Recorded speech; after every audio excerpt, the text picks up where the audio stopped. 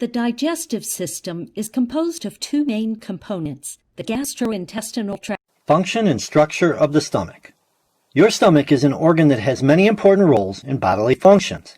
The stomach is like a holding sac, as between 3 to 4 liters of food and drink enter it daily. These items typically spend 2 to 6 hours there before being passed on to the small intestine. The stomach is a J-shaped organ located in the abdomen, and when you chew food, Human anatomy, the liver. This video illustrates one of the most used internal parts of the human body, the liver. One can understand how the liver functions and aids the digestion of food in humans, apart from it producing vital nutrients and helping in the excretion of waste material from the body. The liver is the largest organ. It's a 4-inch pear-shaped organ that sits in the upper right corner of your abdomen, right under your liver. The liver produces bile, and the bile drips down into the gallbladder and